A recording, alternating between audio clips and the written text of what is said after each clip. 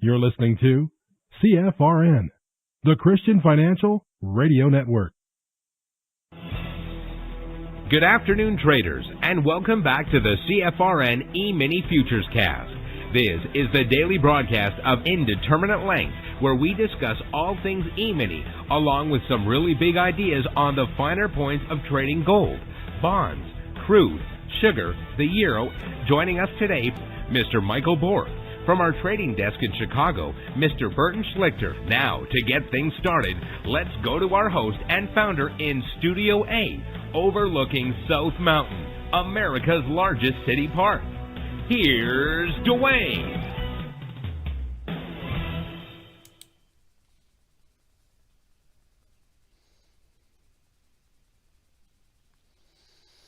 Good afternoon. Welcome back. Today is Friday, 14th day of March, 2025. Thanks so much for joining us. Whoever you are, wherever you are, we're just glad to have you right here, right now.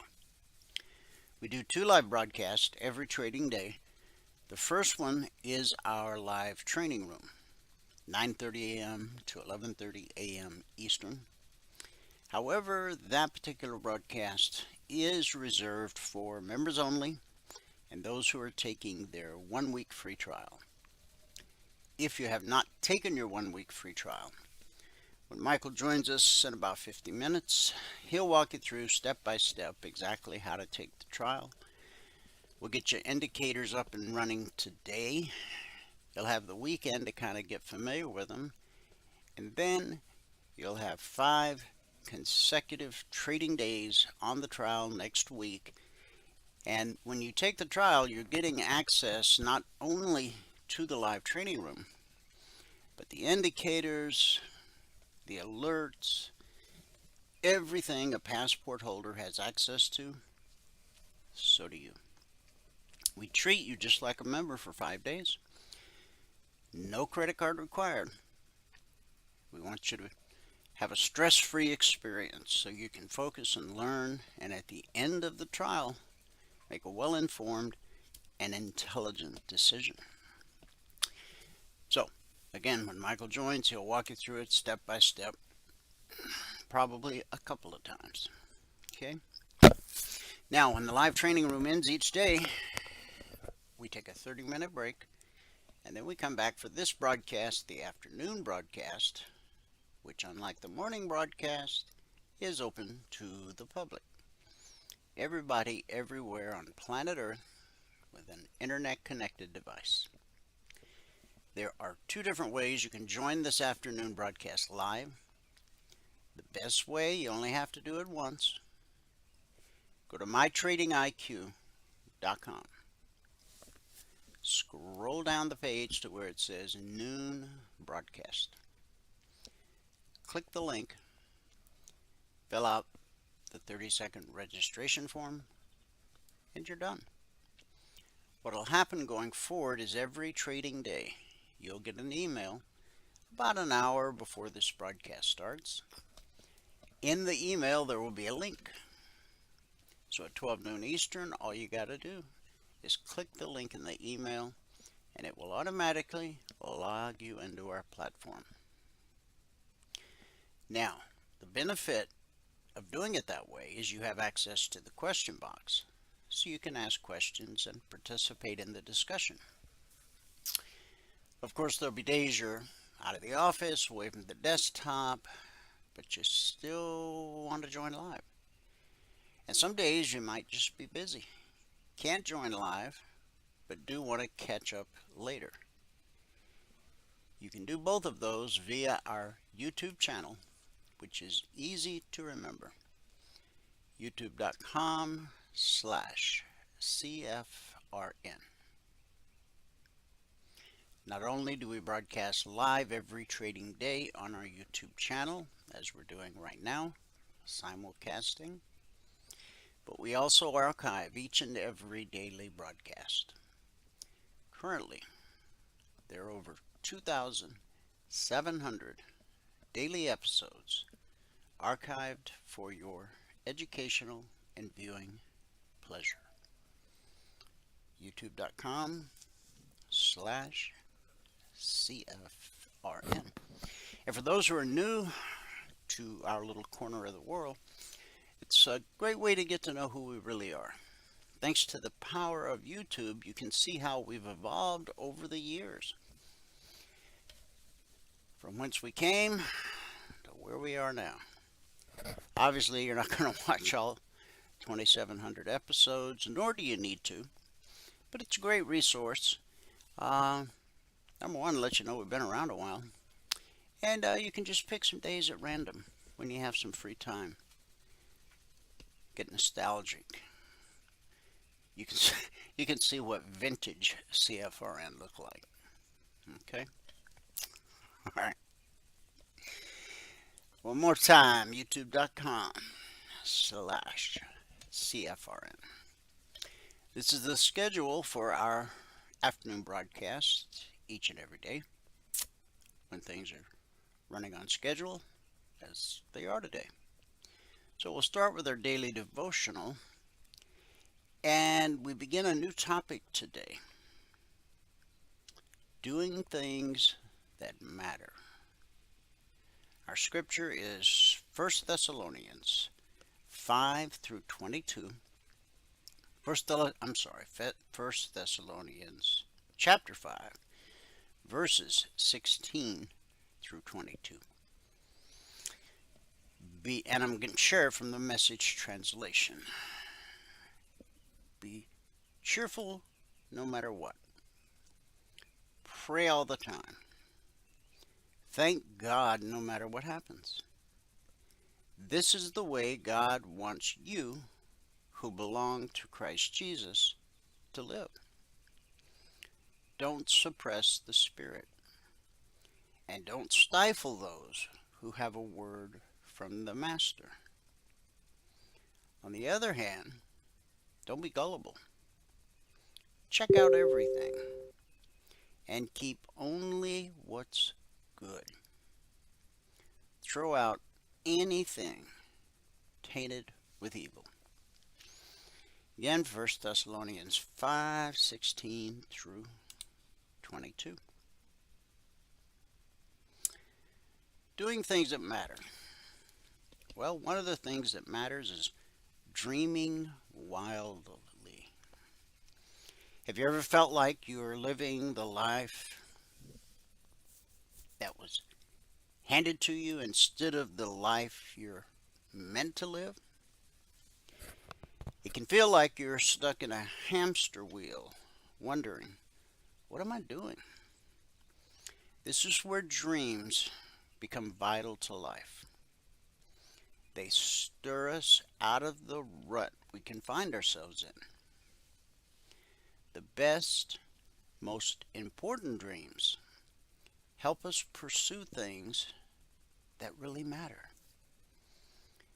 Many of us want to live in the dream God has for us, but we're confused about what that is. So we cry out to God, what is your will for my life? The simple truth about God's will is that it's way more about who you are than what you do or where you go. If you find yourself wondering about your dream, then consider this. Your dreams must be bigger than you. Meaning the best dreams, the most kingdom-minded dreams, aren't about what you will accomplish in life, but the best dreams see beyond ourselves and imagine the common good for all people. 1 Corinthians 12:7. Isn't that always God's will? What if you dreamed for the people and places you intersect every day? What if you dreamed for your neighborhood, for the people you work with, for your community, for your church? Having a dream can be intimidating because the world has boxed dreams into things like advancing your career, or creating causes and movements that have a global impact. Many of us shy away from those types of big dreams because we don't want to fail.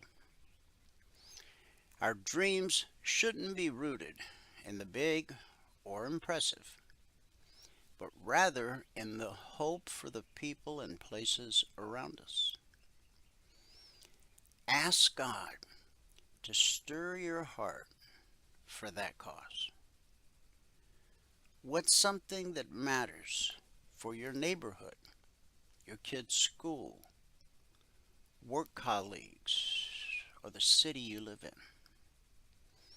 What is something good that you and your friends can do that will spread the love of God and continue the global impacting movement we are already a part of, called the Gospel of Jesus Christ? The Gospel calls you to do things you thought you could never do. And it starts with the life you're living now.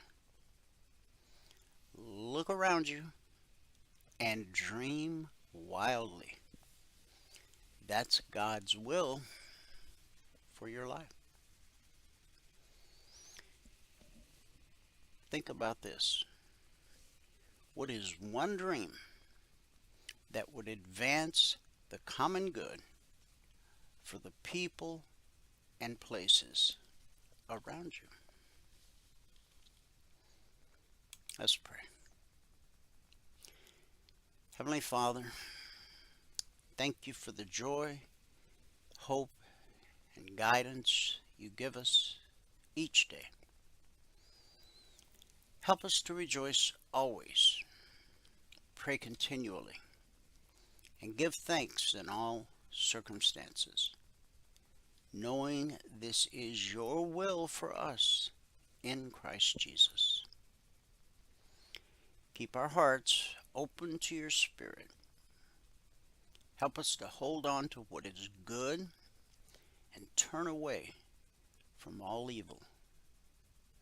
May our lives be a reflection of your love and righteousness. It's in Jesus' name we believe and pray. And everybody said, Amen. Amen and happy Friday. Let me give you the numbers from around the world. We'll start here in the U.S. with the cash markets, or the indices as they're called.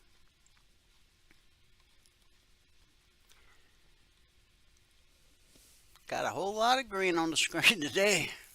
It's quite something. Dow's up 487 points. That's almost 1.25%. NASDAQ's up 362 points. That's just over 2%. S&P 500 up 90 points. That's over 1.5%. And the Russell 2000, a man in the street, up 45 points. That's well over 2.25%. In the commodity basket, crude oil up 44 cents, trading 66.99 last. Gold up $6.30, trading 29.9760 last. Silver down 2 pennies, trading 34.28 last. In the Asian markets at the close, the Nikkei posted a gain of 263 points. The Shanghai rose 60, and for the Shanghai, that's almost 2%. The Hang Seng gained 497 points. That's well over 2%. And in the European markets at the close, FTSE up 94. That's over 1%. The DAX up 398. That's 1.75%. And the CAC up 87. Just over 1%. So, it's been a long time since I was able to say this. It was at the close, it was a green day in Asia. It was a green day for the UK. And so far, it's a big green radio Friday here in the US of A. Now when we get to the charts, don't let me dampen your enthusiasm, but I'm just going to point out the reality, and well, we'll get there in a minute. Just relish in the green for a minute, I guess. We'll get some news. That'll probably take the spring out of our step. Now, this piece of news, I'm sure you've heard it. You're probably tired of hearing it. I know I am. So why am I talking about it? Because I find it so infuriating. Okay? A federal judge yesterday ordered the Trump administration to reinstate tens of thousands of workers laid off as part of a sweeping reduction in force across the federal government. The decision applies to 6 agencies: the Departments of Agriculture, Energy, Defense, Interior, Veteran Affairs, and the Treasury, and pertains to probationary workers. In other words, they weren't even full-time employees yet. They didn't have, pensions they were vested in or any of that. But Judge William Alsup found the government has the right to downsize its workforce, but did not follow established legal processes during recent terminations. Alsup accused the government of attempting to obscure who directed the firings, alleging that federal officials avoided cross-examination. It was unclear as of this writing whether fired workers would or should show up at their old offices today. In related news, the Senate faces a midnight deadline to pass a government funding bill and avoid a partial federal shutdown. The House has passed a 6-month continuing resolution with some budgetary changes. As of last night, it appeared Senate Democrats would support the bill. We'll see. That may have already happened. This article was written in the middle of the night. But I know I harped on this yesterday. But when a circuit court judge can overrule the President of the United States of America, I'm pretty sure our forefathers, that wasn't their plan. Okay? And how this is allowed to remain in place or maybe no one's ever done it before. And my question is, does the President of the United States of America have to do what some circuit court judge that nobody ever heard of says?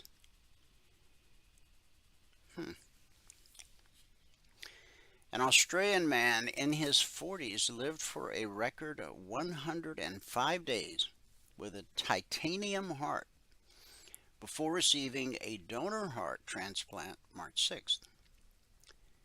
Though 5 patients in the U.S. had previously been implanted with Bivicor's total artificial heart, he is the first one to be discharged from the hospital with the device implanted and has the longest survival period between implantation and transplantation.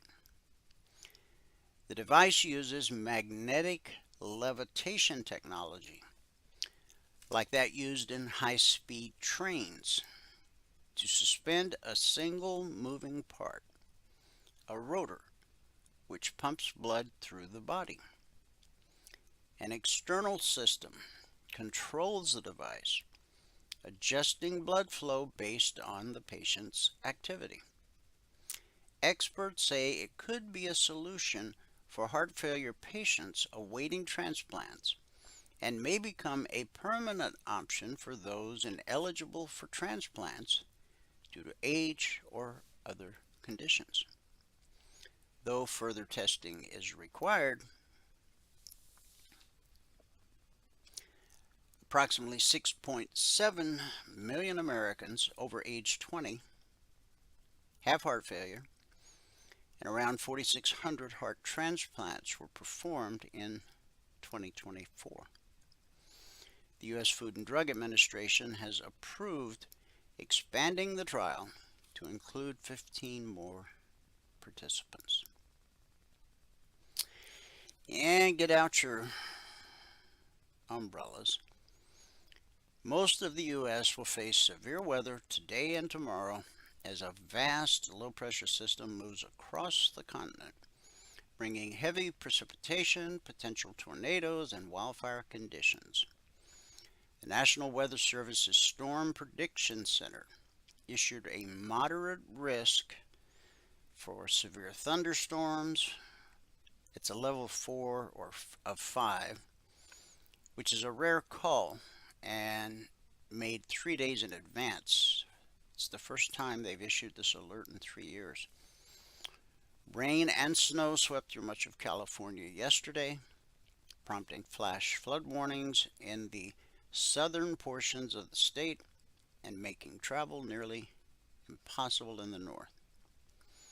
Thunderstorms are expected today across the Mississippi, Tennessee, and Ohio River valleys, with meteorologists predicting dozens of tornado sightings in the region. Dry conditions, combined with 70-mile-per-hour winds in the plains, pose a heightened risk for wildfires, with snow possible in the upper plains states. Well, take off my weather girl hat. Look at the markets. Consumer sentiment tumbled in March as the impacts of President Donald Trump's tariff policies and elevated price increases remain top concern for Americans. Well, today's move in the markets don't seem to agree with that, but anyway, the University of Michigan Consumer Sentiment Survey released today, but if you got the money, you can buy it ahead of time, showed sentiment hit its lowest level since November of 2022. The index slid to a reading of 57.9, below the 64.7 seen last month and the 63 expected by economists. Pessimism over the inflation outlook soared again in March as one-year inflation expectations jumped to 4.9% from 4.3% the month prior. Just 2 months ago, consumers had only expected inflation of 3.3% over the next year.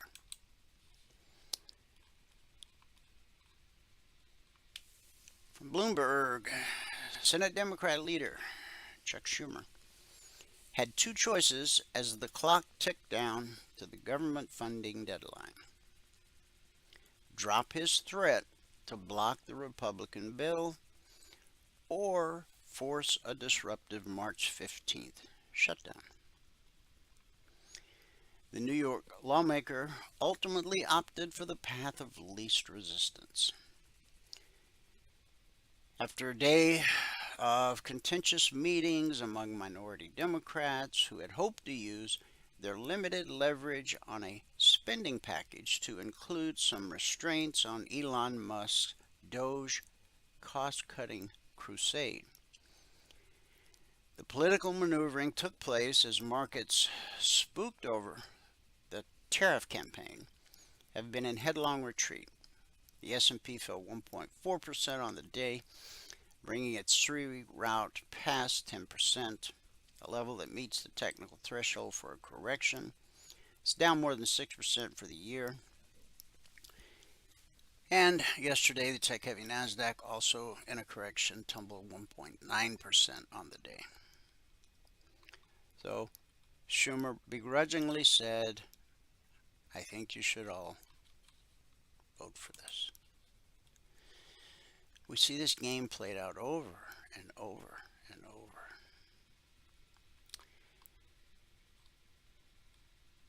The stock market is used to the wait-and-see approach from the Fed. But now the president is riffing on that game plan too. Their deliveries contrast sharply. Federal Reserve Chair Jerome Powell is explicit. We can wait and are in a position to do so.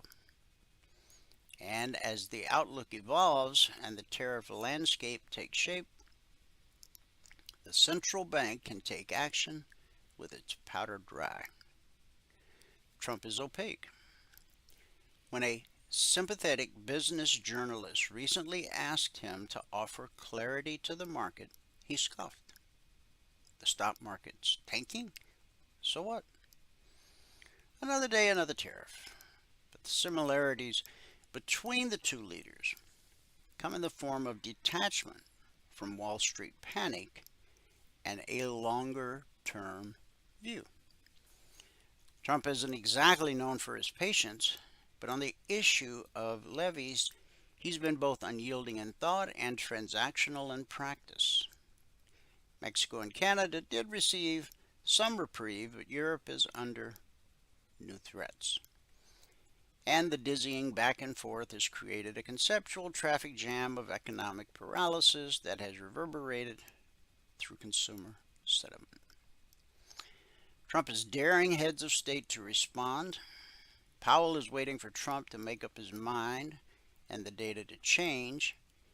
And Wall Street is looking for the White House and the Fed to just get off the fence. Gold hit $3,000 today, as uncertainties about the economy and an escalating trade war drove up demand for the safe haven asset.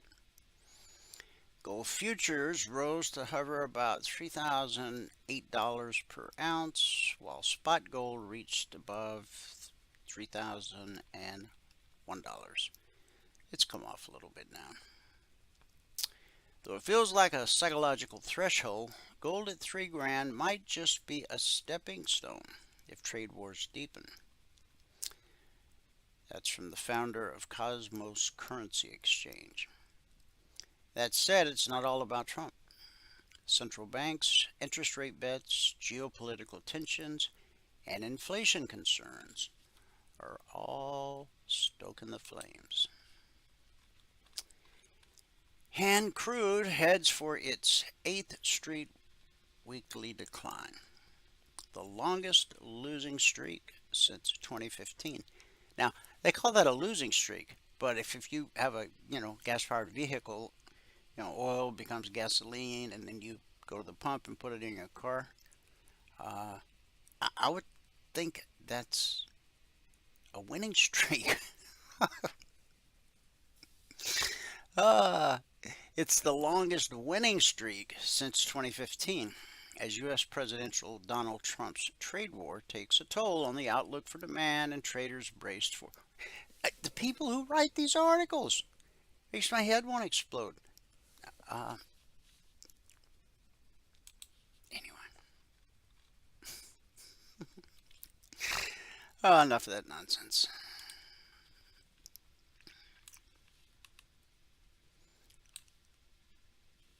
We can all gripe about it later. Logic 247, our 24/7 around-the-clock E-mini alert service. Not just E-mini, also crude, gold, silver. Over the last 345 weeks, we have issued over 19,100 individual handcrafted alerts. In fact, we're almost at 19,200. And what we've averaged over the 345 weeks is 20% or less of the alerts being stopped out based on market structure and a simple process we teach all of our passport holders in their one-on-one mentoring sessions. Valerie did the recap this morning at 6:30 a.m. Eastern.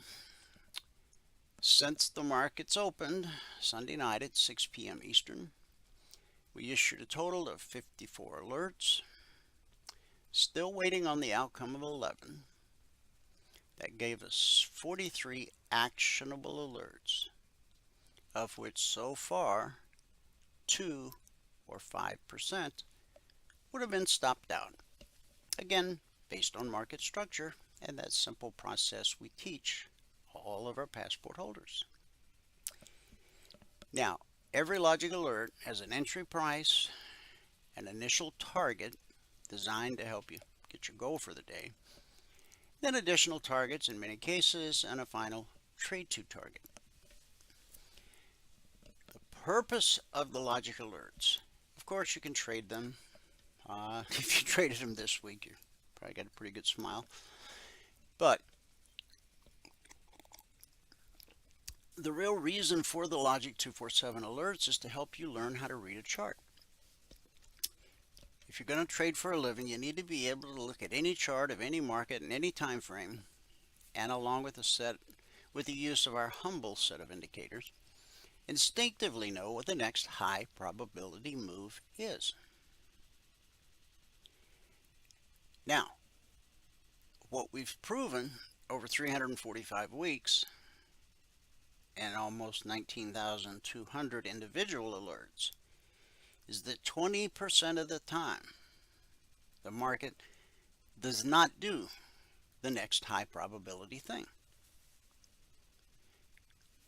If you're still chasing that 100% holy grail, never get stopped out again thing, please stop wasting your time and your treasure, because it doesn't exist and it can't exist. Professional traders understand this. They waste no time or no energy trying to find a holy grail. It's like looking for a black cat in the dark that doesn't even exist. And they know this. So where do they spend their time and treasure? Looking for the next opportunity. Not going back to the drawing board, trying it one more time. When you can look at a chart and spot the next area of potential resistance, the next area of potential support, and see the window of opportunity in between, guess what? You just might be a trader. So I don't know how we'll end the week. I'm not planning to put any more alerts out today. So I'm sure some of these may resolve themselves over the course of the day, and Valerie will update this afternoon where we end for the week, or tomorrow morning. Okay. So far, pretty good week. Pretty good. Okay. Now the logic alerts can come out anytime around the clock, 2 a.m., 2 p.m. Futures trade around the clock, and we have traders around the globe. So our day session is their night session, and vice versa. But our original alert service, the concierge trade alerts, they're a little bit different. Number one, they don't come out around the clock. They're posted as a static report shortly before the Globex open, most days over the last few months, and usually on Sundays it's a little after the open. We all know today is the Friday session, but the Friday session began last night at 6 p.m. Eastern. I put a note in the discussion group in Telegram that says CTAs are scheduled for 5:55 p.m. Eastern or not, whatever the case might be. I do my best to do that every day, and every day this week, with the exception of Sunday. We managed to get them out 5 minutes before the markets opened. So what that means is every member, every trial member, had every one of these targets 5 minutes before the markets opened last night. The S&P, the Dow, the Russell, crude oil, the NQ, gold, and silver. 5 minutes ahead of the open. So let us go take a peek. A green candle. What do you know, Joe? Now we tried 1, 2, 3 days to get above this. See how the black step line and red and falling are usually, they've got some air between them, some sunshine. Yeah. They've been married for days now. Okay. This is the first sign of hope to the upside we've seen basically since February 21st, the most convincing. Now, the next major obstacle is going to be the high of yesterday, 56.75. See yesterday's high? 56.75. Oh, that was the 12th. I need the 13th. Okay, so we've already overcome yesterday's high. So it is the 12th. Yes. So the next major potential resistance is right there.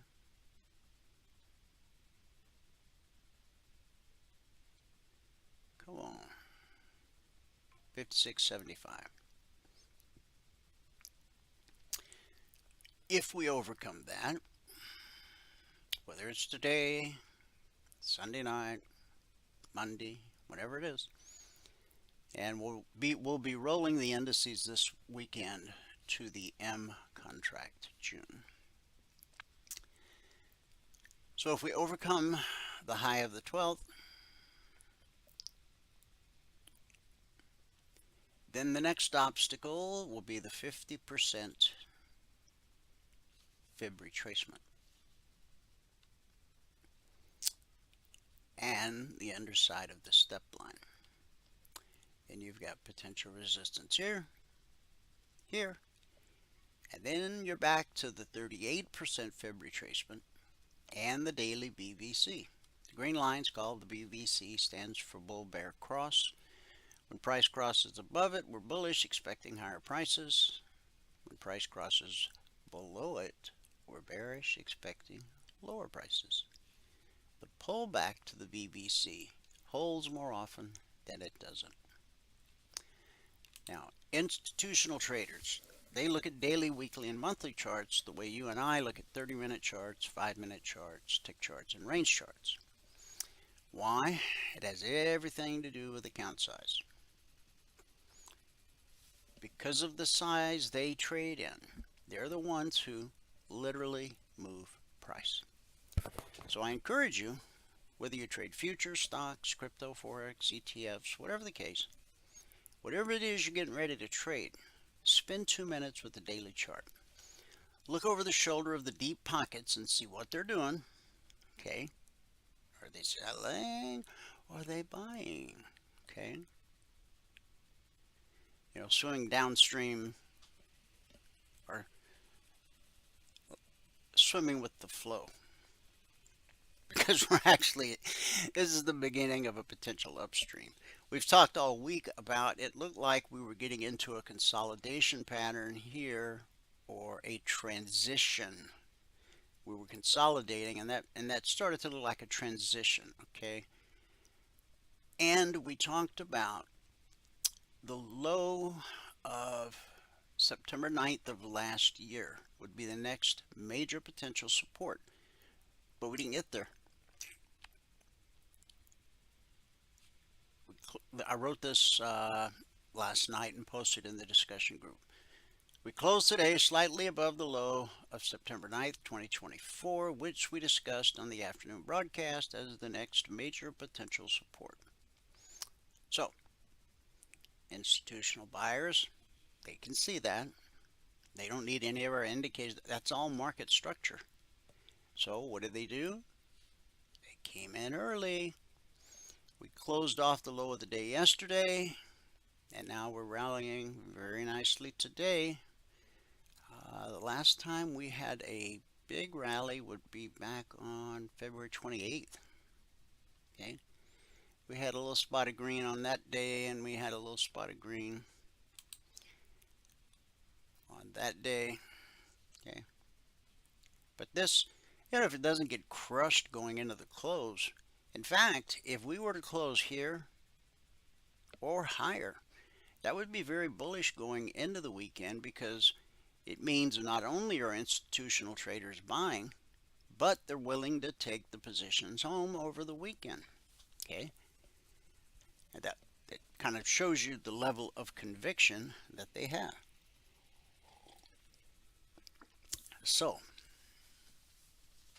Sunday night will be interesting. It usually is. How we close today, very important. If we're able to close above the high of March 12th, that's going to put us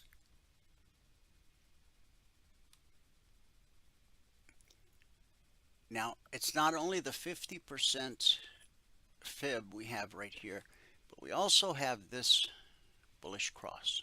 Okay, now that's on the way down, it was potential support. On the way back up, it can be potential resistance, because it's important price, important area. Anyway, let's go to the 30-minute chart. On the ES, here's where we opened last night. We got a leg and a retracement to pull back to the BBC holes more often than not. We hit the long target, pull back to the BBC, the pullback held, and that sent us right up to the weekly trading zone at 5632/33. The vertical lines separate today, Friday. Here's Thursday. Here's Wednesday. When price rallies up to a weekly zone, we expect resistance till proven otherwise. When price drops to a weekly zone, we expect support until proven otherwise. This is this week's lowest weekly trading zone. Now, it looked early in the week as if we got below the lowest weekly zone. And while we're not going to end the week at the opposite end of the spectrum, as we often do, based on the last 15 years that we've published the weekly zones, they come out Monday morning at 6:15 a.m. Eastern, unless there's a holiday on Monday or I have a computer problem, as I did this week. But here it is, Friday. They're doing their job. Okay, so we're above that lowest weekly zone, and now we're up against resistance. This is Friday, Thursday, Wednesday. We tried to overcome that resistance. We did earlier in the day, but then going into the close, we were not able to. So that would be our first step. And then you got to look at this guy. Potential resistance there. And potential resistance there. But the good news is you only need 2 points to get your goal for the day. Now, if the step line crosses to the right side of blue and climbing, then we'll most likely get a retracement back to the BBC. On the Dow, here's where we opened. We had blue and climbing below us. That's bullish. We consolidated along the BBC for hours last night, overnight. Then we got a little leg and a retracement, and a leg and a retracement, and then a leg that took us right up to the zone, to the tick.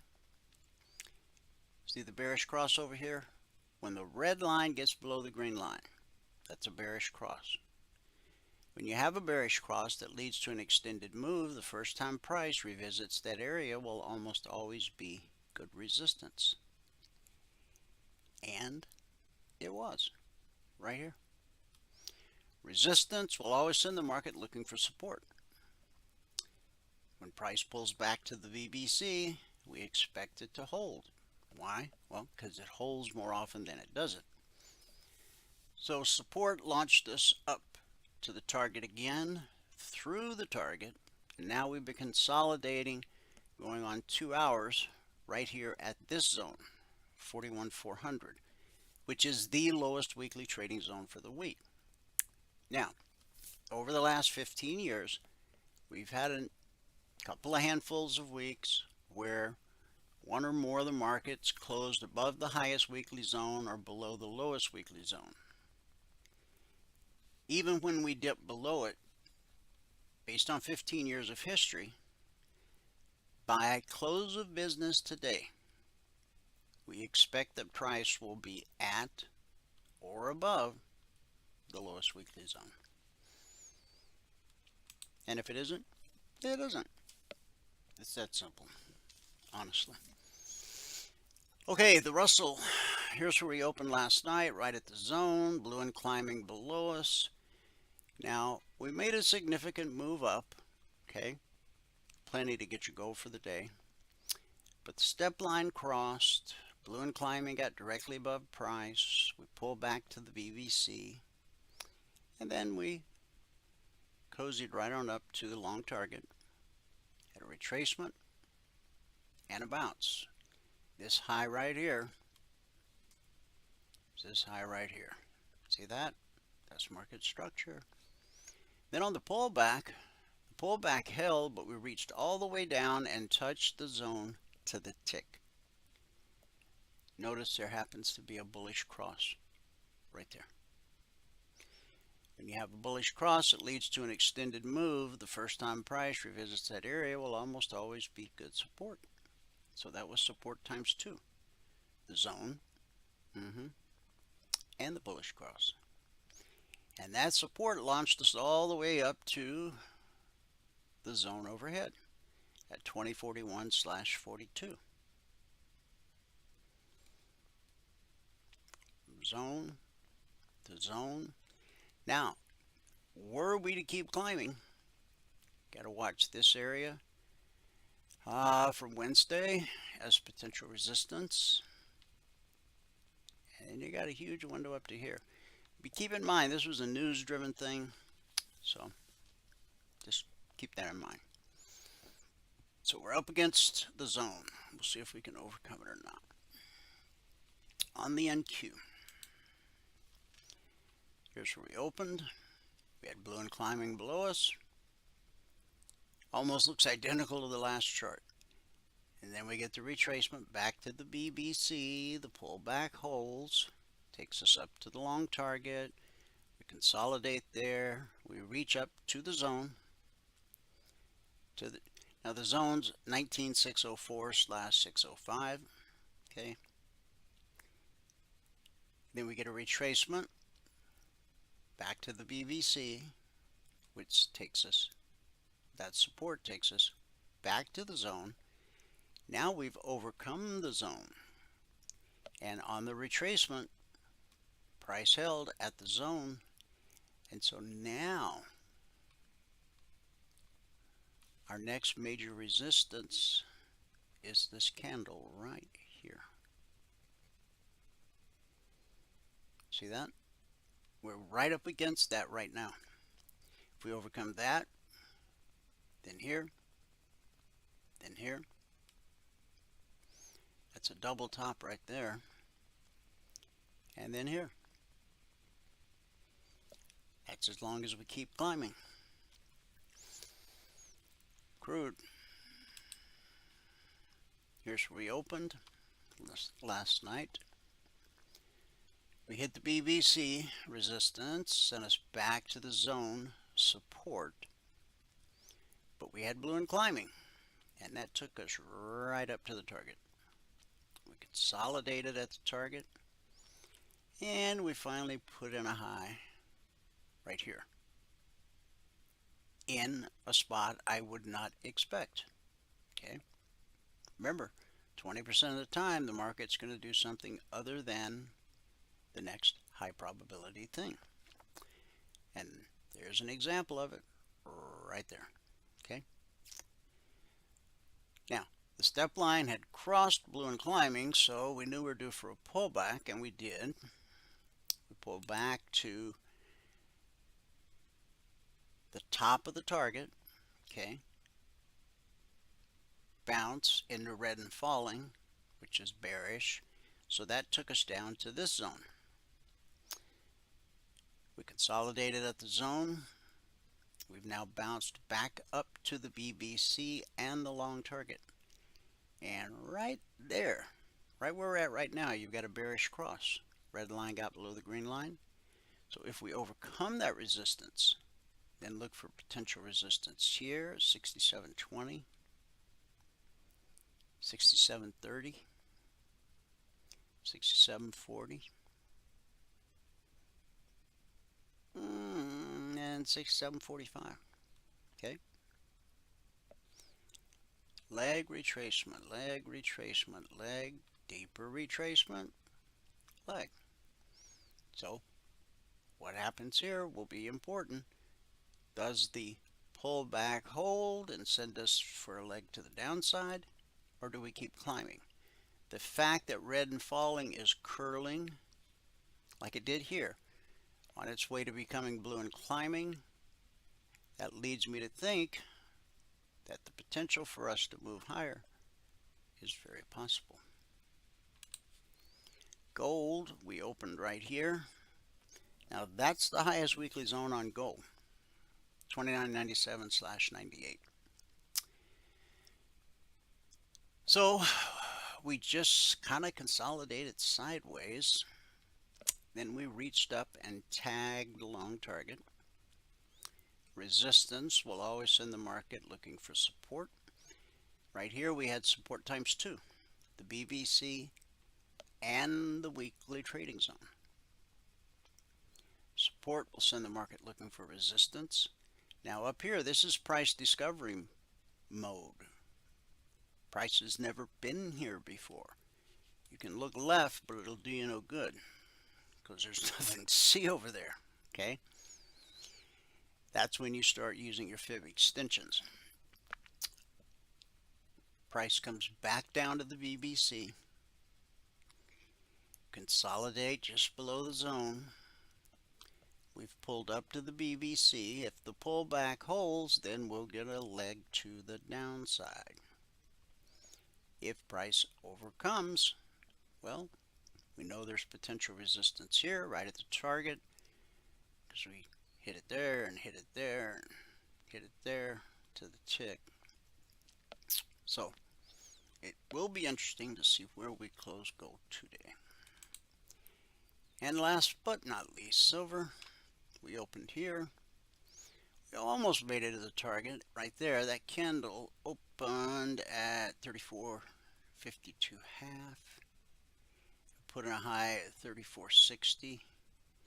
So that's 7.5 points. Even at 7 points, it's $350 per contract traded in that one candle. 2 pennies. A 2-penny moves $100. So the market found resistance here. Sent us back below the zone, but we're still above the BBC, and so we hit the target, pulled back into blue and climbing, hit the target again, got just above the target. Now this high right here, 34.68. So this candle went a half a penny higher, a half a penny. And then we pulled back into the zone and the BBC, good support. That sent us back through the target again. Now, this is not an all-time high for silver. That's up at $50.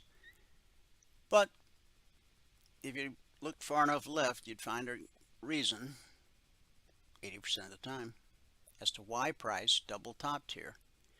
We pulled back to the BBC and then we ran right back to the same area. We put in a slightly higher high, and the fact that it was only a slightly higher high, that's a sign of weakness. Okay, so now we've come back down through the highest weekly zone, and the step line has crossed red and falling, and we're retracing to the BBC. If the pullback holds, we get a leg to the downside. If price is able to overcome the BVC, the zone, and the bearish cross. And you just might see that long target again, and potential resistance here, here, and here. So there you have it. That's all she wrote. Huh. One last look at the daily chart. Michael's here. He's going to give us a recap of what happened this morning in the live training room. Then we'll do some live trading on the TradingView platform. Then I'll come back and wrap things up with our good word for the day. All right, here we go. Bring it over here. There we are. There we are. All right. Okay, looks good. Good. Oops, hang on. Let me go guess on this. All right, there we go. All right, so here we go. Good afternoon, everyone. Today is Friday, the 14th day of March 2025. If you have not taken a free trial with us, go ahead to mytradinginc.com, click on the purple button right here. There is no credit card required for the trial. And click on that purple button. It's going to bring you to this registration page. It has all of next week's information. So if you take the trial today, you get all of next week and the weekend.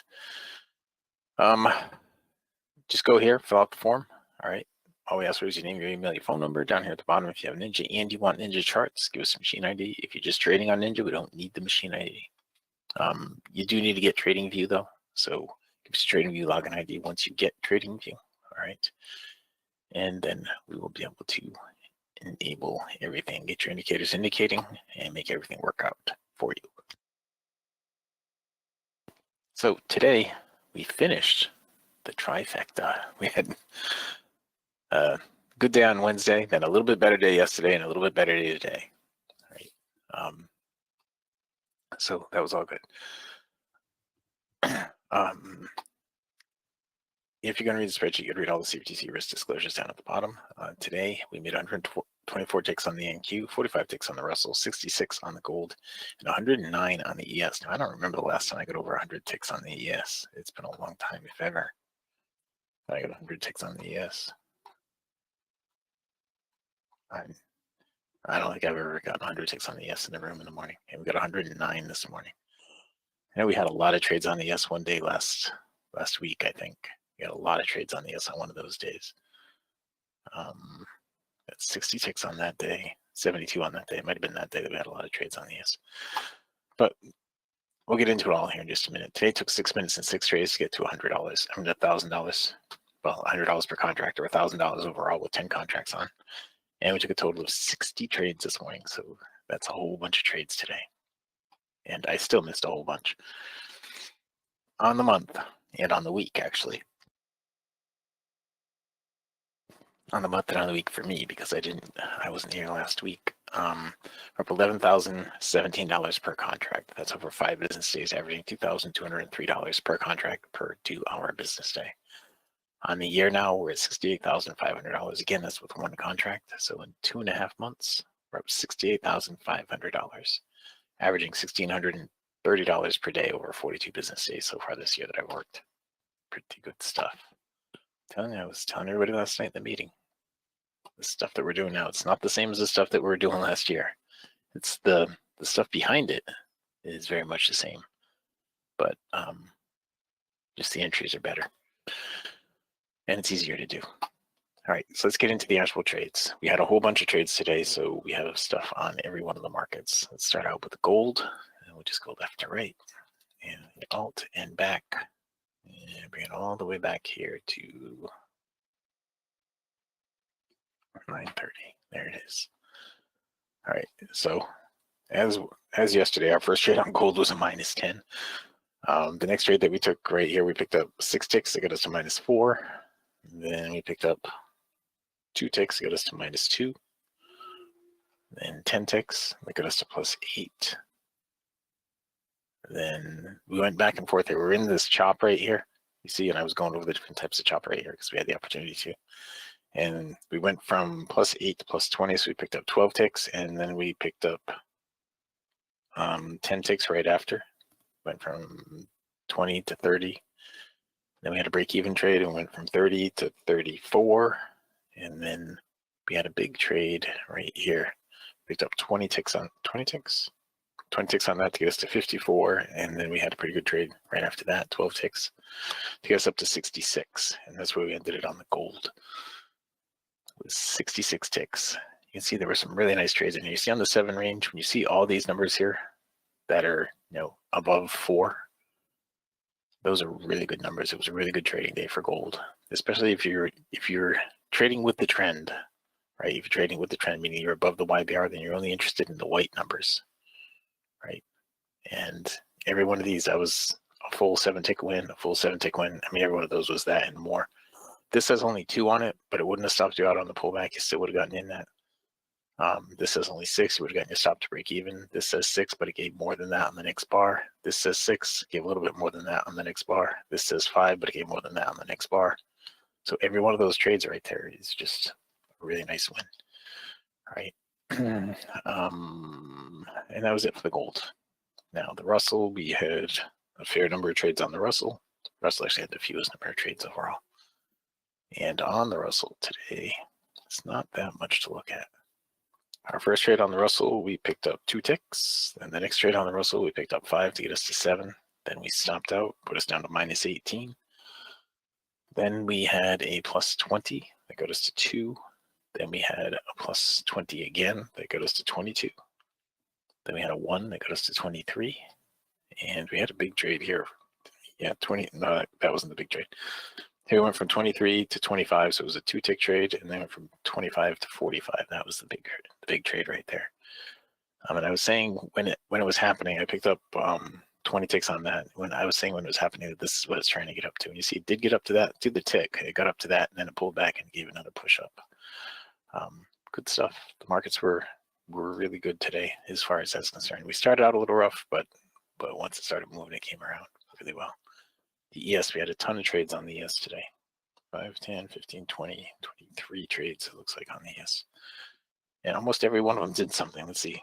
1, 2, 3, 4, 5, 6, 7, 8, 9, 10, 11, 12, 13, 14, 15, 16, 17.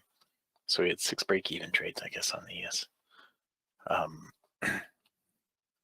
Let's go all the way back to the beginning. Okay. And so here it is. There's 3 of the break-even trades right there. So we started out with a few break-evens on the ES, and we got a 4, and we got another 4 that got us to 8. Then we got a 5 that got us to 13. Then a 4 that got us to 17. And I'm skipping all those break-evens right in there. Then went from 17 to 19. Then this was a big trade here on the ES. One of these was a big trade here on the ES. Went from 19 to 49. So we had a 30-tick trade on the ES. And then we stopped out. We went from 49 to 61, and then we stopped out. We went from 61 down to 51, so somewhere near there was in the trade. I think this was the big trade, and this was the one that went from 49 to 61. And then we had the stop out here that went down to 51. And then we went from 51 to 59, break even, then 59 to 50 to 67, sorry. And then 67 to 83, and then 83 to 80, better break even 83 to 84 right there. Then 84 to 89, and 89 to 93, and 93 to 101, and 101 to 107, and then 107 to 109. I think this was the last one that went to 109 on right here. We were getting a lot of opportunity today to trade in the chop. And so when it was choppy like this, was a nice channel chop. And when you're in channel chop, it's really easy to take those trades because it goes from the top to the bottom, to the top, to the bottom, to the top, to the bottom, to the top, to the bottom. As long as the blue is leading it, you can take trades in both directions, right? So we were able to do that a couple of times, take trades from the bottom to the top, or the top down to the bottom, and then right back to the other side. It was really nice trading today. Using the divergence trades when we're in the chop, and well, I was using divergence trades all morning, but you could have used the conservative trades once we started the trend. But there was a ton of opportunity today on the ES, and we ended up with 109 ticks on the ES this morning. 109 ticks on the ES. Now, getting over 100 ticks on the NQ is not that big of a deal. It took me a little while today to do that.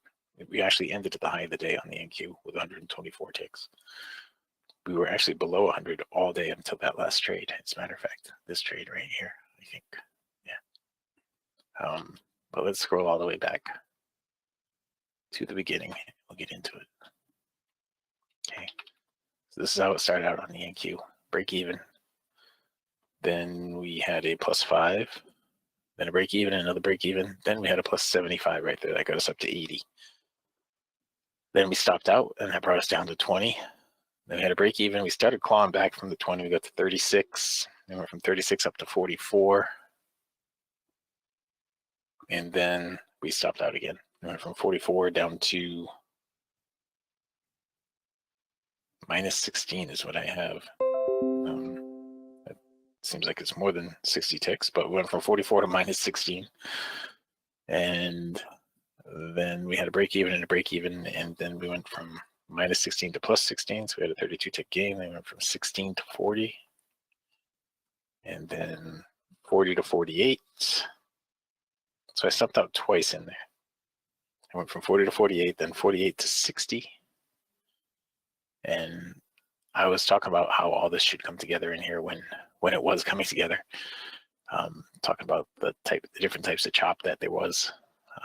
We had the bugle type chop, and it turned into the well, this was triangle chop to begin with, and then turned into channel chop, and it kept going. But anyway, we went from 48 to 60, then 60 to 92, and then 92 to 124 on this one right here. And that is where we stopped it for the morning session. So there was a ton of trading this morning. And you can see in here, again, if you're going with the trend, then you're only interested in the white numbers here. And those aren't even all the trades. Like this one right here, that was a positive trade. Good 50, 60 tick trade right there. But you can see that there was really good follow through on both sides of the market. It was good and choppy today, meaning the chop was pretty wide ranging. So that's that's a good thing with what we're doing now with the divergence trades that we're using now. Wide ranging chop is a good thing. So there's a ton of opportunity. All right.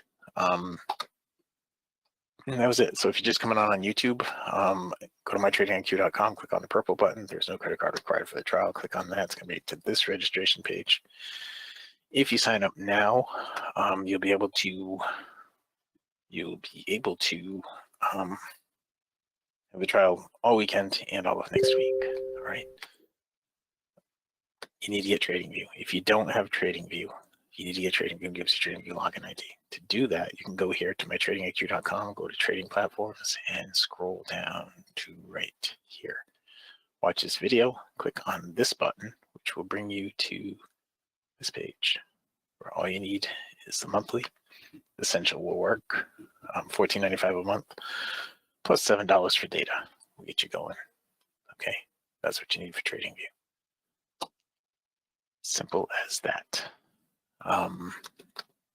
Yeah. All right, so let's see if we can get some trades off today. All right, there's a long right here on the NQ right now. It has not gone into profit yet. It's the open of this bar right here. All right, so I just went long on it right here. Now, I know everybody in here understands it, but anybody that's watching after the fact, if you don't know what I mean when I say long, it means I bought the NQ. Okay, I bought the NQ right here at 76.25. Now it's got to go up to right there to get the stop to break even. All right, right up here is what it has to go up to, and it just did, I thought. Anyway, so the stop's at break even on this, and now we are out with break even. Okay, so the reason we had that entry was because the blue went into the oversold by itself right there. The blue went into the oversold by itself. That's the reason we took that entry right there. Now, I'm going to slide this off to the side for right now. And kind of organize my DOMs over here because they're kind of a mess. There we go. All right. So I see something that's kind of bothering me a little bit. I'm looking at processes.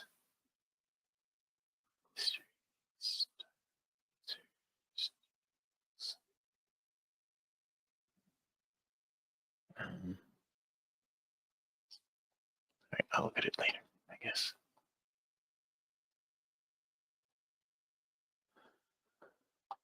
Anyway, what we're looking for now is for this blue to lead into the oversold, or this blue to lead into the oversold.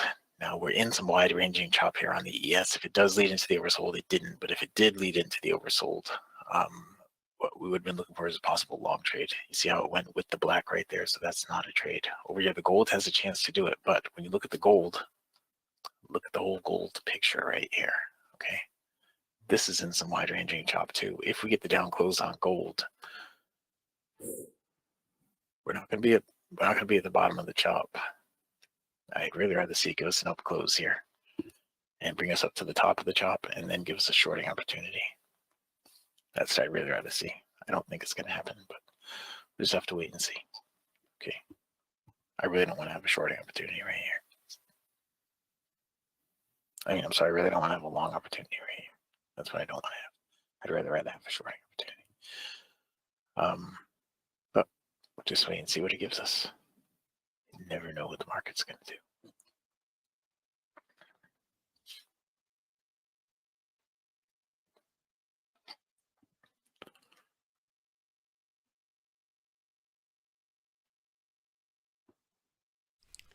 No one knows, even though many claim to.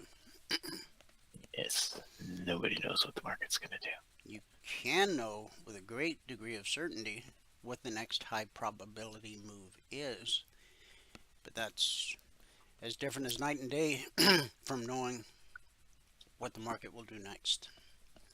Yes.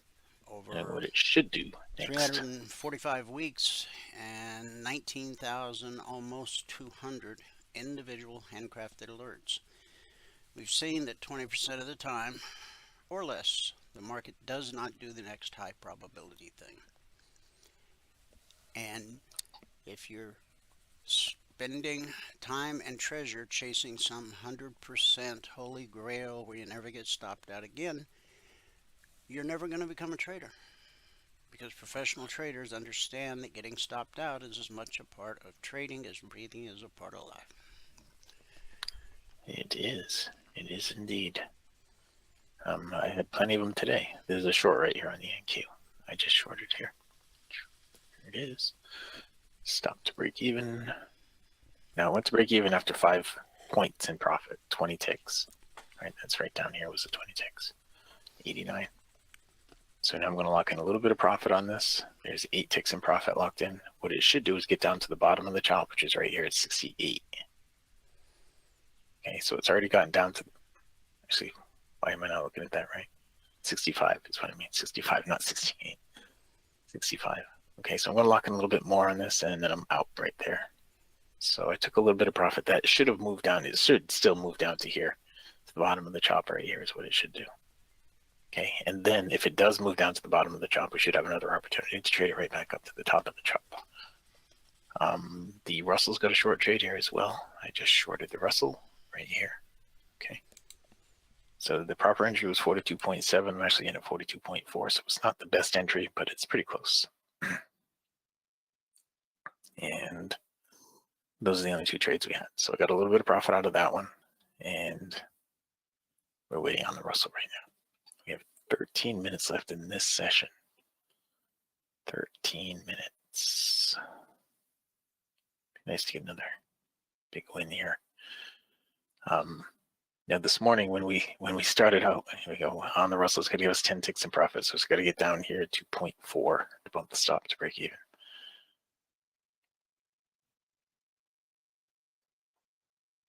But this morning in the room when we started out, after I had gotten the goal for the day, I looked to see where we were on the market. I mean, on the morning session, we're up like $270 per contract or something like that. I said, well, that's good. We don't need to get 11 times that by the end of the session to get better than yesterday. And we did it on the last trade. We got to that point on the very last trade. So right now, we're looking for 10 ticks in profit to be able to move the stop to break even. Okay. So you see the chop that we're in right here, this up and down action that we're in right here. Even if it doesn't go all the way down to the bottom, of the chop, or the range of the chop, it should go here to the midpoint of the range of the chop, which should be 40.7. And that will be enough to get the stop to break even. All right. If it breaks out of the chop, we're just going to stop out. But if it at least goes and does a 50% retracement of this leg, then we'll have our stop at break even. All right, maybe even a little better. So it should at least give us that opportunity here. And there, well, its price is still up here. Okay, there it goes. Now I'll go to break even, and now it's got that 50% move that I just told you about, right? So I'm going to lock in 10 ticks. Now it should get down to the bottom. When it gets down to the bottom, I'm going to trail really close. Okay, I'm going to lock in another 5 right there, and just go to 20. And we just got taken out with 20. All right, as we approach the bottom right here, it should stop and move back up. So I trail the stop just a little bit closer. But that was a pretty simple trade. The NQ is going to trade here now too. The NQ just went, the blue led into the oversold all by itself. Okay, that's the trade on the NQ. And here it is. And that stop is going to go to break even after 5 points in profit. All right, it hasn't gotten up there yet. It's going to be right here to 75. Has it gotten there yet? Yeah, it has gotten there. I should about to break even right now. Sorry. It's already gotten up to the point where I should have bumped it to break even. So it's going to get up there again, I think. It should get up the same thing as the Russell was just a minute ago, except opposite. The midpoint of this is 85.50, so it should get up to 85.50 at least right now, which is up here. Okay. I'm going to lock in some profit on this one too. We're in at 70.25, so I'm going to lock in 12 ticks on this one. And the midpoint is up here at 84.85, right? 88.50, something like that. The midpoint between this, but this is the chop. It should make it up to the top of the chop right here. Like this one back here, I was saying should make it to the bottom, but at the midpoint, I'd be able to lock in some profit. The same thing's happening here at the midpoint. We'll be able to lock in even more profit. So we have there, I just got out with, that was 14 ticks, I think. See, it's the same exact thing happening again and again and again. This stuff is just great to trade in the chop. And if you can identify the chop, and the chop is there almost all the time. You know, last night in the partners meeting, I was saying in the past when we were trading with the trend, we would always say, you know, we're trading with the trend, and we're looking, you know, wait till the trend begins. And when the trend begins, we jump into it, and we just get, you know, a couple of legs out of each trend. We have an opportunity to trade, and the rest of it was chop. So, you know, 90% of the time we're looking for the trade, 10% of the time we're trading. Now we can trade in the chop. We actually look forward to the chop, and so now 90% of the time we're trading, and 10% of the time we're actually taking a breather. It's, you know, there are so many opportunities to trade. You know, since we started this here in the last few minutes, I took a win right there, a win right there, and there was another win that just happened right here on the other side of that. It went down, gave you a long trade right here. You could have traded it right back up. Or I think it went down. That is the long trade that we took right there to trade it back up. You could have shorted it right here at the top of that. The blue led just a tiny bit into the overbought. You could have shorted that right here on the S. You go long. You could have been long right here at the bottom of the S right now. Right here on gold, you could have been long at the open at this bar. These trades are just happening again and again and again. You know, we had some guys in the partners meeting last night who hadn't seen, you know, who were partners, who were passport holders, but they hadn't been watching for a couple of years, it seemed like. And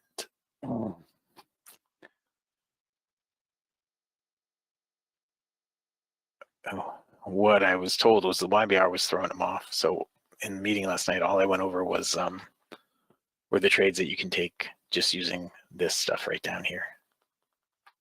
And there's just so much opportunity. You don't need to have the YBR. You can just trade off of this down here. It's fine.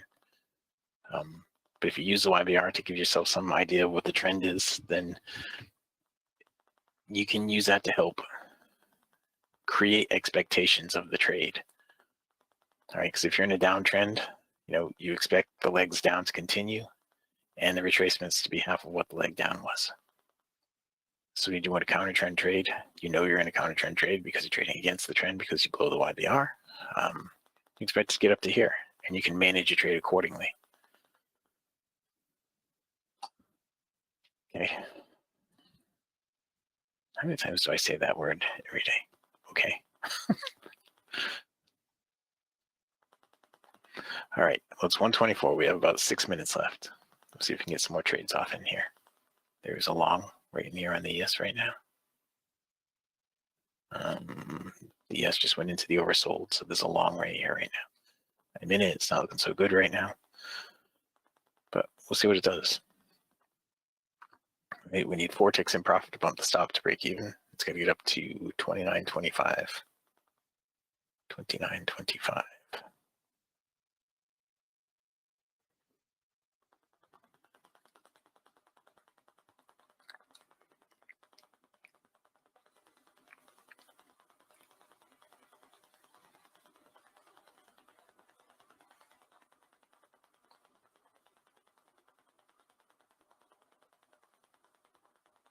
One more tick. It's almost there. There it goes. Stop to break even. And now I'll lock in a couple on this because it's up near the top of the chop right here. Counter trend up to the top of the chop. So I'm happy to take a couple of ticks out of that. It actually gave a shorting opportunity right here at the top of that bar. So I'm happy to get out of that with what I have. The Russell has actually a trade with the trend this time because you're above the YBR, but the way it came out the last time, you're still in the chop. It didn't put in a higher swing, and it went through the swing low right here just a tiny bit. It is a valid trade, a long trade, just the blue led just a tiny bit right there into the oversold. So it is a valid trade, and my stop's going to go to break even in just a couple of ticks here. I think I should have already had it break even, should I? Yes, I should have. So I'm just going to throw it to break even right now. Okay. It hit 0.1 right there at the top of that bar. It's going to do it again right now anyway, so there. I just didn't want to mess up a trade at this point in the day. All right, so I'm going to lock in 10 ticks now. Oops, 9 ticks. I meant to do 10. All right, well, out with 9. That's like a slow reaction right there. Anyway, it should get up to the top of the chop right here, and we're above the YBR, so it should make it up to the top of the chop. All right, but I got 9 ticks out of that one. Yes, isn't quite in the oversold right here, but it's down toward the bottom of the chop right here. What we should see, I wouldn't want to take a long trade right here because what we should see it go through this level right here and give us a leg length like this big. So it should go down to about right here. Should see a flat spot right now down here. Okay. All right.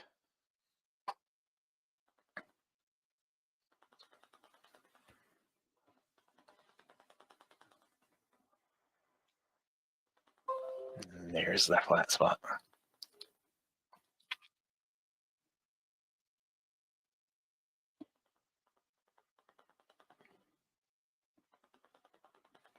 That's what we should see. That's what I was just saying. This leg right here should repeat itself right here. It just did. You guys all see that, right? It's not just me.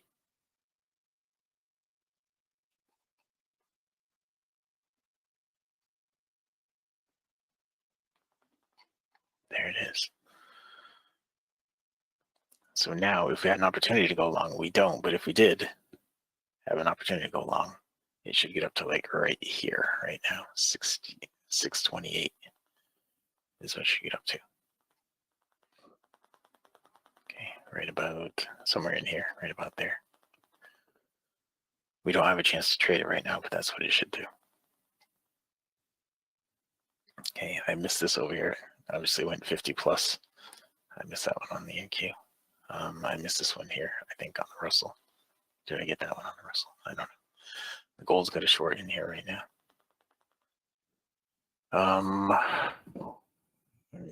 So it should get up roughly up to here right now. And it might give us another opportunity to short. It did just give us another opportunity to short on the ES. Now that should give us another leg down like this. That's what it should do from right here. Okay, so you can get a better entry right now. The open of the bar was right here at 26.50. It'll probably go up even a little bit more, but the open was right there at 26.50. Okay, so you had a chance to get a better entry on that. You still have a chance to get a better entry on that.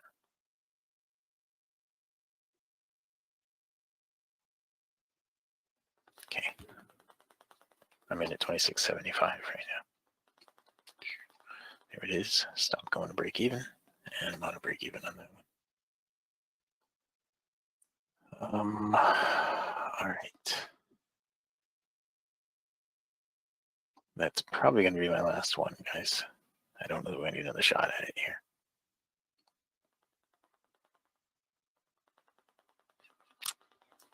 I got right up to that line that I drew. Let's see what it does here.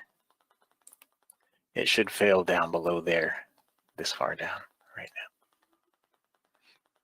Okay, but the last one, we pretty much nailed, right? This is what it should do now, from wherever the high is of that bar. Okay, it looks like it's starting to weaken a little bit. The pullback's about the same, maybe even a little smaller. It's not that weak. If we had an opportunity to short it here, that would have been a good short. Right? An additional opportunity from the one that I got to break even on. It should get down to the bottom of this right here, right now. All right. Well, that's it, guys. It is time to wrap it up for the weekend. If you have not taken a free trial with us, go here to mytradingiq.com, click on the purple button. There's no credit card required for the trial. Click on that purple button. It's going to bring you to this registration page. Just fill out the form, right? Down there at the bottom, make sure you use your TradingView login ID. If you do not have a TradingView login ID, go here to Trading Platforms. Scroll down to right here where it says TradingView. This is a 3-minute video. You can watch that. Eventually, you're going to end up clicking on this link. When you click on that link, it's going to bring you to this page. Make sure you click non-professional and monthly. You can get started with the essential for $15 a month, and it's $7 a month for data. All right. They usually give it to you for free for 30 days. So it probably won't cost you the 15, but it will cost you the 7 for the data.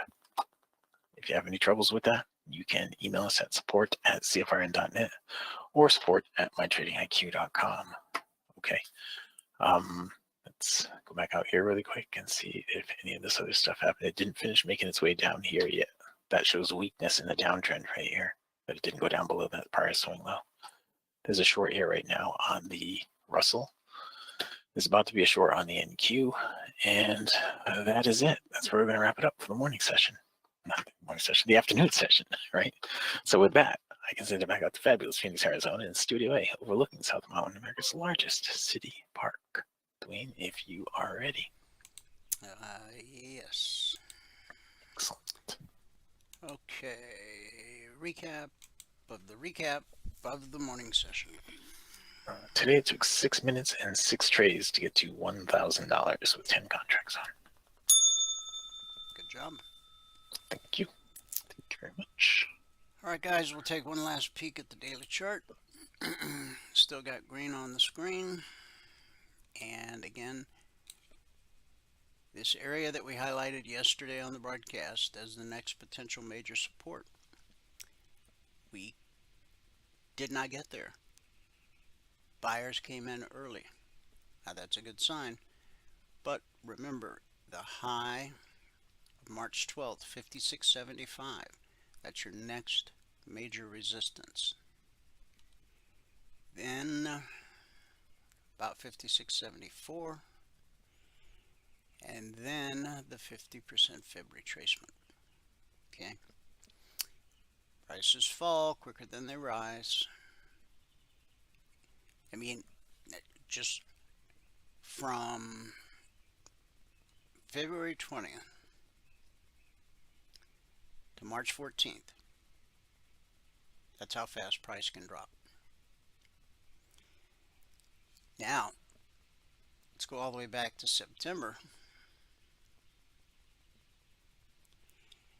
and see how long it took to travel that same distance. December 4th. Okay. So even as the markets start to turn around, okay, you're going to have days. I talked yesterday about this looking like potentially the beginning of a transition. Okay.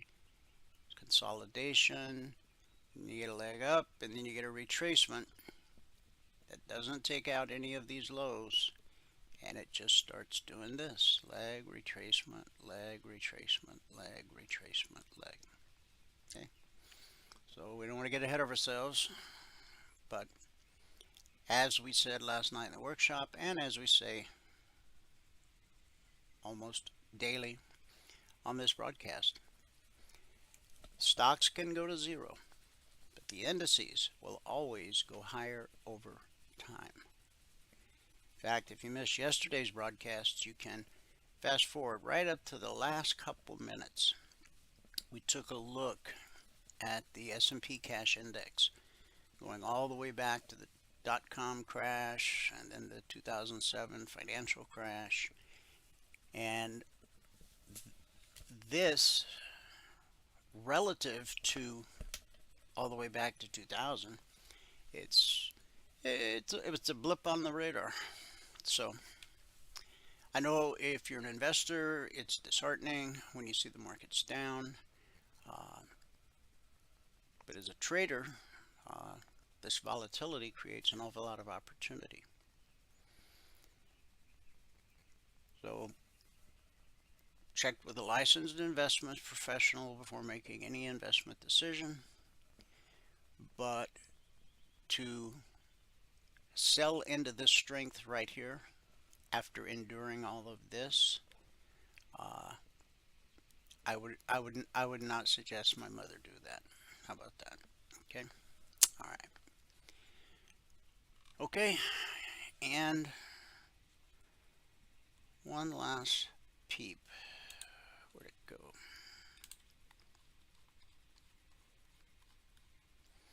Now we'll get an additional recap this afternoon, but so far for the week,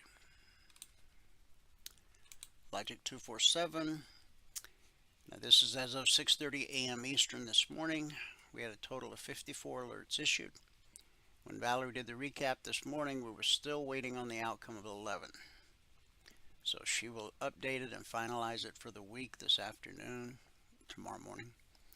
That gave us 43 actionable alerts, of which 2 or 5% would have been stopped out, again based on market structure and the simple process we teach all of our passport holders in their one-on-one mentoring sessions. So for a horrible week in the markets for the world, here, it's a pretty good week, all things considered. To become a member, send an email to support@cfrn.net. In the subject line, just put, I want to become a member. In the body of the email, put your name and phone number. We're not going to call you. We don't have a phone room or a call center or a sales department, but we will email you an information packet that explains what it means to become a passport holder. And there'll be a link in the email that you can click to actually become a passport holder. The big thing is you're going to get 2 hours of live training every trading day. Real trades in real time in the live markets. Michael's explaining every trade he takes, the reason why, and answering your questions all at the same time while you trade along in your demo account so that you can qualify to go live.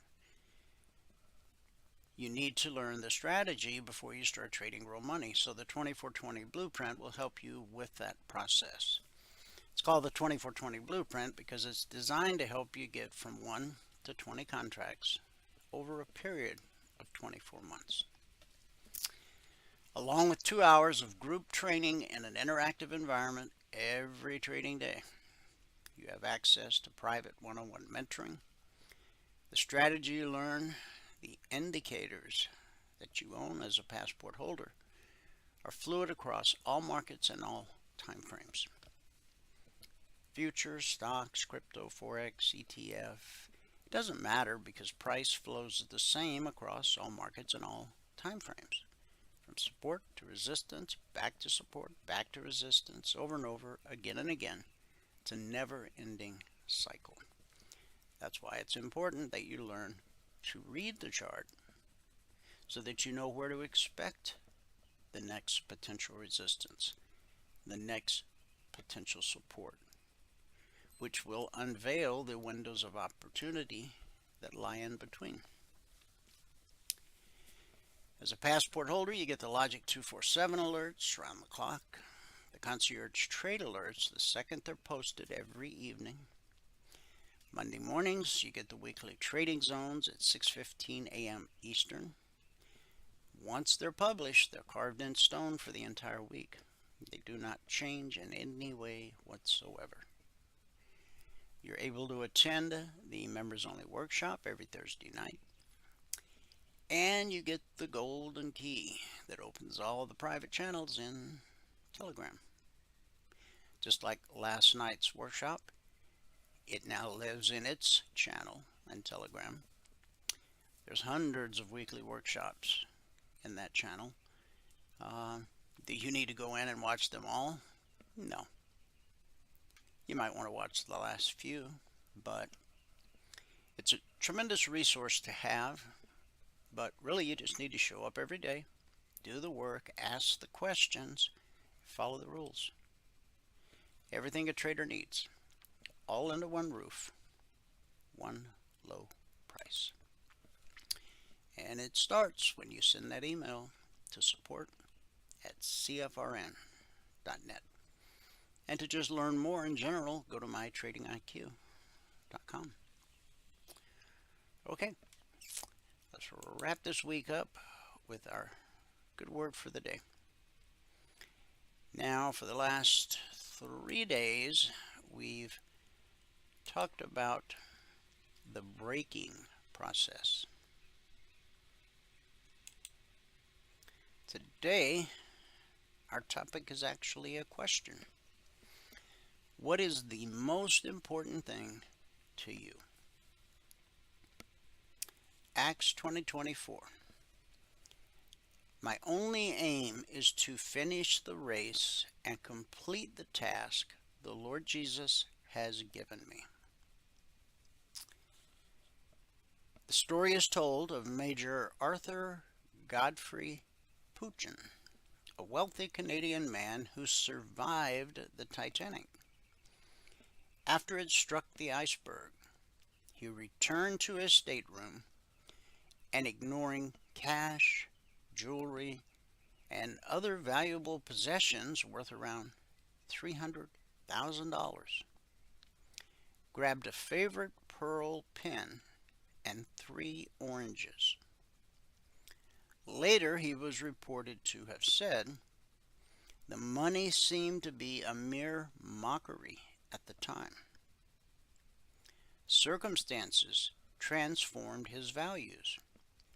Tragedy clarified his priorities. The question is not, will your calendar be full, but who will fill it? And what will it be filled with?"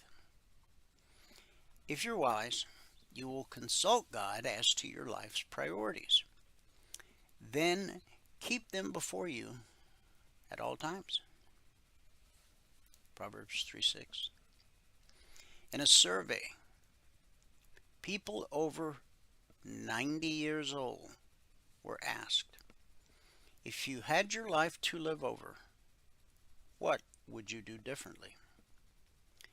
3 answers constantly emerged. Number 1, I would spend more time with my family and friends. Number 2, I would try more things and take more risks. And number 3, I would give myself to something that would live on after I'm gone. Petty things steal too much of our time, and we finish up living by the wrong priorities. If you say yes to every request, you'll never get around to doing what God has called you to do. Now, Paul, he had it figured out. The most important thing is that I complete my mission, the work that the Lord Jesus gave me. A life in which anything goes is a life in which nothing goes. Your greatest challenge is thinking and doing things that ultimately matter. Deuteronomy 32:29 says, "Oh, that they were wise, that they understood this, that they would consider their latter end." Again, that was Deuteronomy 32:29. So again, our good word for the day is really a question. What's the most important thing to you? Thanks so much for tuning in. Whoever you are, wherever you are, may God continue to richly bless you with His mercy and with His grace. And I'll see you at the bell.